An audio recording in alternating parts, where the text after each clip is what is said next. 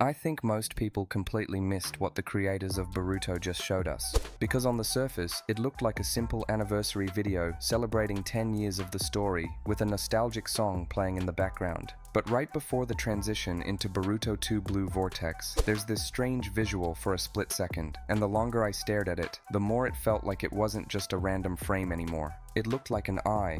It's this blue circle with silhouettes of a strange creature inside it, and honestly, it reminds me of the yokai known as Baku. This doesn't feel like a coincidence or just decorative imagery, and now I'm about 90% convinced that this is the very first teaser confirming that the Jougan officially exists in the manga canon. Right now, I want to break down its entire connection to Baku and explain what I think this means for the future of the Boruto manga. And while you're here, make sure to subscribe to the channel because there are going to be even more announcements soon. The exhibition is about to start and I'll be covering all the most interesting reveals. I don't want to just retell the plot because Omnipotence is terrifying, not because of the memory swap itself, but because of the feeling it creates. It's like walking into a house where everything looks perfectly normal, except your photo has been removed from every frame. In Two Blue Vortex, Boruto isn't living in exile. He's trapped inside somebody else's dream, where his friends genuinely hate him. Kawaki walks around wearing a stolen identity, and the truth itself has become something almost unacceptable to speak about.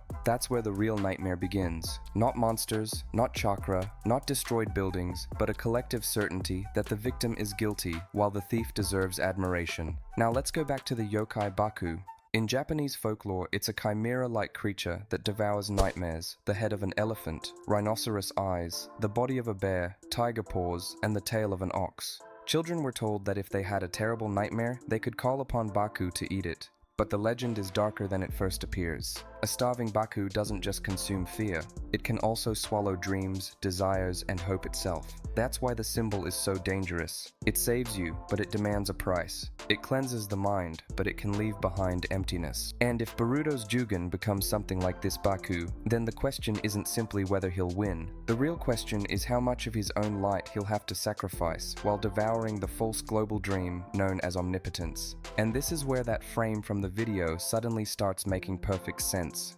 The glowing blue center shines almost exactly like the Jougan did in the anime, a dark outer shell, a heavenly blue core, and rays that resemble either an iris or the flash of a dojutsu awakening. The 10 Baku silhouettes are arranged in a circle, almost like a pupil spinning inside a vortex. This doesn't feel like random visual beauty. This is manga language, where eyes always speak before the characters do. Think about Sharingan or Rinnegan. Their designs immediately communicated a specific theme. And here, the theme feels simple, seeing the truth in a world where everyone else feels safer living inside a lie. It almost feels like the image itself is staring back at the audience and asking whether you're ready to lose this version of the story and face something far more serious. The canon of Naruto has been preparing us for this kind of idea for years. In the databooks, dojutsu were never described as simple power-ups. They were ways of perceiving reality itself. The Byakugan sees the chakra system, the Sharingan reads movement and copies techniques, and the Rinnegan is tied to the 6 paths and a nearly divine perspective on existence. So any new eye has to answer a new level of threat.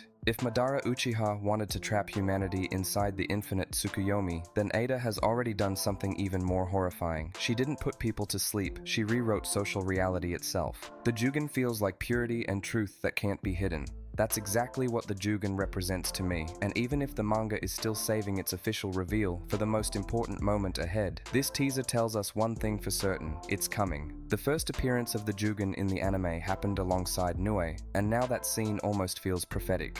Nu fed on dark chakra, grew stronger through negative emotions, and tore through the boundaries between dimensions. That's an incredible parallel to Baku.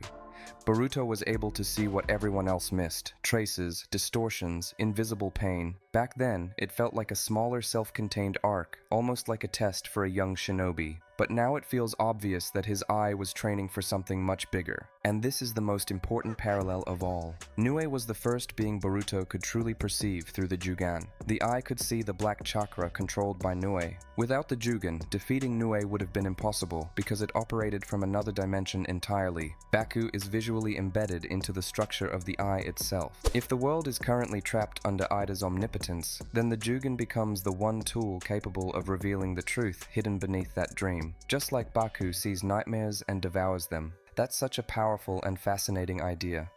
What I love about this theory is that it doesn't make Boruto chosen in the usual way. It turns him into a kind of caretaker for reality itself.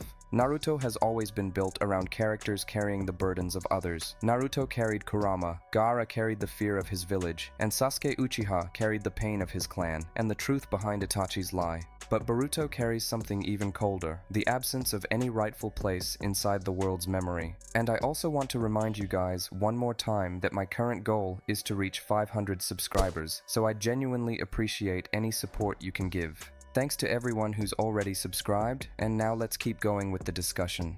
I also think this strategy from the writers comes with a risk. The manga has kept the Jougan hidden for so long that fans are getting tired of waiting. Most of the time in the manga, Boruto's eye resembles Momoshiki's Byakugan rather than that pure blue gaze from the anime. And if the writers delay the explanation again, the symbol could eventually become frustrating instead of inspiring. That's why this official video matters so much. It almost feels like it's reviving a forgotten emotion. It doesn't directly confirm anything out loud, but it reminds us that the eye still exists as a promise, and that promise will eventually be fulfilled in the manga. The cost of awakening and the meaning behind it need to hit at the exact moment when ordinary proof is no longer enough. In the current chapters of Two Blue Vortex, the nightmare grows even heavier through the Shinju. And that's terrifying because the enemy is no longer just an army spawned from the 10 tails. The enemy is learning how to dream and think like shinobi. Hidari is drawn towards Sarada Uchiha because he was born from Sasuke. Jura shows this almost unsettling calm curiosity as he looks at Naruto, Himawari, and Konoha like they're mysteries waiting to be solved. If Baku devours dreams, then the Shinju feel like dreams that have learned how to consume shinobi themselves, choosing favorite targets, almost like new toys for future battles against the ninja world. In my opinion, the biggest weakness of Boruto as a project is that sometimes it asks for trust for way too long. We get one mystery, then another mystery, then a long pause, and not every viewer is willing to wait years for answers. But this official video, with the Baku imagery, is exactly what makes the waiting feel exciting again. I genuinely see this as the first official manga teaser for the Jougan, and nobody's going to convince me otherwise. And still, I think that the Jougan is confirmed in the official Boruto video. To me, this moment feels more honest than any flashy trailer promise. It's not saying a new power is coming soon. It's saying that the entire story has become a strange dream, and someone has to wake the world up again. And that's exactly why the Jougan as the Eye of Baku feels so perfect. It doesn't just see chakra, portals, or weak points. When it finally opens, I don't want to feel hype alone. I want to feel relief. Like after an incredibly long dream, someone finally throws open a window and the cold air of a real dawn rushes back into the room for all of us. So my position is pretty simple. The connection between the Jougan and the yokai Baku is not accidental. This isn't fans forcing symbolism where none exists. It's one of those rare moments where visual symbolism perfectly connects mythology, Naruto canon, Boruto's earliest anime scenes, and the current conflict of Two Blue Vortex. Baku devours nightmares, the Jougan reveals hidden truth, Boruto lives inside a lie, and the Shinju are turning dreams themselves into a threat. Every thread leads back to that blue circle, and if the writers don't follow through with it, that would honestly be such a missed opportunity. Let me know what you think in the comments. Do you also see the Jougan in that blue circle? Or do you think we're reading way too deeply into it? And don't forget to subscribe, because the next manga chapter and even more announcements for Boruto's 10th anniversary are coming very soon.